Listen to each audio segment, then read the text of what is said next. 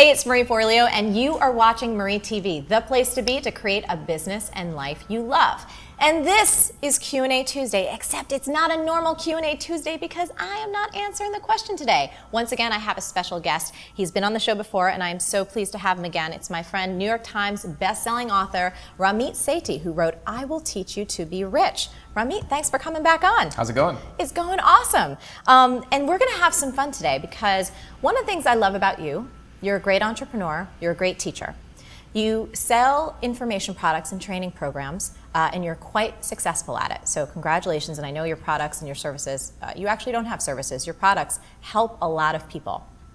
I have a lot of folks in my audience who also would like to sell information products and training, and one of the most common questions I get asked is, why is my product not selling? I've put so much work into it, so much heart and soul, no sales. And I have a feeling that you may have an answer that can really help people out. There's a lot of reasons, and I studied them systematically over the last few years. My first info product was a $4.95 ebook. Was it really? Yeah, it was called Ramit's 2007 Guide to Kicking Ass. And I still laugh at how naive my marketing was and my pricing. And recently, I sold a product for $12,000. So along that entire gamut of understanding what works and what doesn't, I've been sort of watching and learning and testing different approaches. One of the biggest things I find is we are not specific enough with who it is we're going after and what our product does. So for example, I have a course that is called Earn 1K on the Side. And it's helped a lot of people earn $1,000 to $5,000 a month on the side while they keep their full-time job. It took us 6 months to get that name. Right? You would think we were just sitting around drunk in the back of our office, like, oh, earn 1K on the side. No. Think about it. When you're talking about earning more money, there's an infinite number of possibilities. Make more money. There's those scammy get-rich-quick things. Yes. There's all live a better life through more income. Why did we call it Earn 1K on the Side? And then I'm going to tell everyone how to apply this to their own life. Earn 1K because many of my successful readers end up earning tens of thousands of dollars. But if I say earn 10K, what do you think people think? No way. Impossible. I can't do it. Not going to happen. I'm not the kind of person that could earn 10K. But 1K, yes. And by the way, 1K for most of us, 1K a month is life-changing. Yes. Then on the side, what we discovered in our research was people believe if you talk about earning more money, they have to quit their jobs and start the next Google. Wrong. You can earn money on the side while you have a full-time job. So this radically changed our positioning, and it enabled us to really do well with that course and help people earn a lot of money. When I look at some of the products, and I've done a lot of research on your students and your readers, and when I gave a talk last year at RHH, I studied them very carefully. And I noticed that a lot of them use very similar phrases. Yep. And a lot of them, the courses and products and services are in the relationship or financial area. So help you get your business up, help you find love, etc. And not many of them were as specific as they could be. Yes. So I will challenge your readers right now. If you are trying to help your clients with their relationships, I would say, who are you targeting? And when I asked this question at the talk I gave, many people said, women. I was like, that's not specific. So I said, how old are these women? And they said, 25 to 54. Okay, there is virtually nothing identical about a 25-year-old woman to a 54-year-old woman. Nothing. In fact, if you're talking about love, a 24-year-old woman thinks of love totally differently than even a 34-year-old woman. And by the way, what if the 34-year-old woman went to an Ivy League college? She thinks of love even differently. So getting really specific to be able to say, for example, I'm targeting, let's say, 24 to 29-year-old young women who are interested in XYZ, and this is what they're doing. The second question to ask is, who am I not targeting? And that brings us to a whole other question of why we don't get specific. Yeah, let's talk about that for a minute, because every time in many of my programs when I talk about being specific and drilling down, people freak out because I don't want to leave anyone behind and my information can help everybody. And I understand that the intention behind that is very admirable because they believe in what they do and they really do want to help as many people as possible. But from a business and marketing perspective, it's shooting yourself in the foot. Yeah.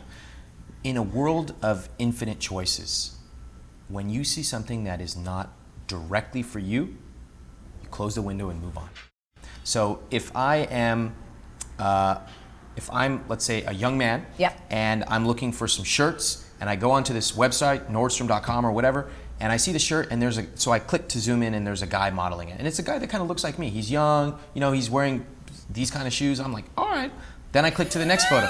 The next photo, there's like this 16-year-old little punk with a skateboard, and now I'm like, wait a minute. And then I click to the next one, and there's this grandpa who's on the beach with like, Dockers and socks. And some white socks, and I'm like, what do? Close the window. Yes. Because it's not for me. What this site has tried to do is appeal to everyone, but ironically, they've turned us all off. Right. 16-year-old punk doesn't want me, and he definitely doesn't want Gramps, and Grandpa doesn't even know how to use this computer, so he's not even looking at this website. So we have a big problem here. We have a really big problem. The point of this is you have to be able to say who you're targeting as well as who you're not targeting. And while on the first hand it does seem like, why would I want to shut people off? Right. You have to understand that you're not trying to appeal to everyone, you're trying to appeal to the right people. And when you do that, when you can get deeply into their mind and understand what it is they want, you can tailor your product and service exactly for them. You can use the language that they use. Again, a 24-year-old young woman looking for love, her language around relationships, totally different than a 45-year-old looking for love. Totally different. We all know that. So put yourself in the mind of your client. If they're 24 and they're looking for X, what language are they going to use? What are they going to look for? How much are they going to be willing to pay? And if you're looking at helping 44-year-old clients, they have a totally different mindset. They're probably willing to spend a lot more. Yep. All right. They probably have a very different phrases and words that they use. And when you can reach directly into what they want, in fact, you will find that not only will your clients become happier, your business will dramatically grow because price will become a mere triviality. You're actually solving their problems by getting specific. Love it. Ramit, this is genius. So let me give you a typical example of something that I often hear in the words of some of my clients and some of my readers, and I know they need to drill down to be more specific, so I'd love to hear how you handle this. So many people want to build their business around empowering women and empowering women to find their life purpose and live it out and have the life of their dreams. What would you say to someone who wants to do that, because it feels very general? How would you get them more specific? Wait, hold on. I love that we kind of like fried your brain for a second. I'm speechless for the first time in 30 years. Yeah. So they want to empower women to live the life of their dreams. Yes. Okay, so let me tell you, and I just heard this for the first time just now, Right. Let me tell you 5 ways that I believe these clients might be empowered to live a better life. They might buy a nicer shirt. They might get a better haircut. They might get a better car. They might make more money. They might find the life partner that they deserve. Okay, so are you selling cars or are you selling relationships or what is it that you're selling? Right. Empowering is a good word, but it's so general that without some kind of additional positioning, it is meaningless. Yeah. And what happens is a lot of us will look at really large companies and say, well, wait a minute, Coca-Cola, they sell happiness. Right. Well, Coca-Cola's been around for over 100 years and they have a multi-billion-dollar market cap. So they can do that because people know what Coca-Cola represents. When you're starting off, nobody knows who you are. So if a client or a potential client, a prospect goes to your site, put yourself in their mind. What are their hopes, fears, and dreams?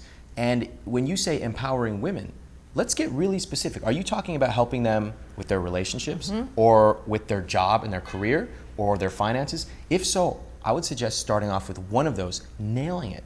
Because one of the best things you can do when you're getting specific is to show 3 or 4 testimonials of before and after. You know who does this really well is P90X, the workout regimen. Absolutely. Love their site because it is so simple. It's not particularly beautiful, but if you go there, you see ultimate specificity. You see the skinny guy who got big. You see the fat guy who got tone. You see the post-pregnancy woman who got back to a pre-pregnancy weight. You see every single specific niche, and you're like, that's me. And you click it, and you read it, and you said, that's me again, buy. So what could you do on your site and in your positioning to make somebody come and say, that's me. She described my problem, she described a potential solution, and best of all, she showed me an example of 2 or 3 other people who went through this process and came out on the other end. And they're exactly where I want to be in my life. So I love what you just said. So why don't you come up with our Marie TV challenge for today? And it sounds like it's a little bit of a before and after. Let's do a classic before and after. I'll challenge each of your readers to take their current positioning, whether or not they have a business, even if they just have an idea for a business. Yeah. What is it right now? What's your before? So I want to help empower women to live their authentic lives and authentic best selves and whatever that phrase may be. Yep. Now, let's take it to the after. Let's get really, really specific. We did, instead of make more money, we did earn 1K on the side. Instead of helping you find, true love, maybe it is helping you find your perfect relationship for the ambitious career woman. Okay? Niche it down, get ultra specific. And I think it's hard. Yeah. It's not easy. Yes. But when you do that, you're going to see the power of how specific you can get, and now you know exactly who you're targeting. Love it. Ramit just laid down an amazing challenge. And remember, the best action happens after the episode at marieforleo.com. So make sure you go take our before and after challenge, leave a comment below, and we will see you there. Like this video, then subscribe and share it with your friends. And if you want even more insights from me, resources, all kinds of great things to create a business and life you love, get your butt over to marieforleo.com and make sure to sign up for email updates. Ramit, thank you so much for being here. It was awesome. Thanks for having me. Now you need to stay on your game and keep going for your dreams. The world needs that special thing that only you have. Thank you so much for watching, and we'll catch you next time on Marie TV. I'm a soft, sensitive soul inside this. You actually hard really exterior. are. That's why you're my friend. I think you're really mushy inside. You have a specific blow dryer. Yeah. Who blows out my hair? He doesn't just like cut it. He just, Just one guy that blows dries out.